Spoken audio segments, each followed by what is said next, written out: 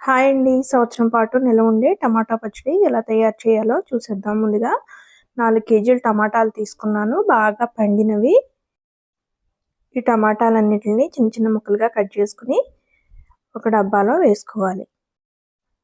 ఇవి 4 కేజీలు టమాటాలు. 4 కేజీల టమాటాకి ఒక గ్లాసు అంటే సోల గ్లాసు ఉప్పు, ఒక అర స్పూన్ పసుపు వేసుకుని ముక్కలు బాగా పట్టేంత వరకు కలుపుకున్న తర్వాత డబ్బాలో పెట్టి మూత పెట్టుకుని 3 రోజుల పాటు ఊరనివ్వాలి.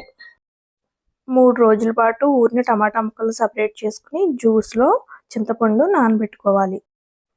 సపరేట్ చేసిన టమాటా ముక్కల్ని చింతపండు నానబెట్టుకున్న రసాన్ని సాయంత్రం దాకా ఎండలో పెట్టుకోవాలి. ఎండలో పెట్టుకున్న తర్వాత ముక్కల్ని జ్యూస్ని కలిపి మిక్సీ పట్టుకోవాలి. తర్వాత ఈ జ్యూస్ని ఆ పేస్ట్ని బాగా కలిపి 2 రోజుల పాటు ఎండలో ఎండబెట్టుకోవాలి. బాగా గట్టిపడిన తర్వాత తాలింపు వేసుకోవాలి. చూసారా ఇలా అవుతుంది. అందులో కొంచెం తీసి తాలింపు వేస్తున్నాను నేను. ఇలా గట్టిపడితే సరిపోతుంది. ఇప్పుడు దీనికి తగినంత కారం, 1 స్పూన్ మెంతిపిండి వేసుకుని తాలింపు వేసుకోవాలి.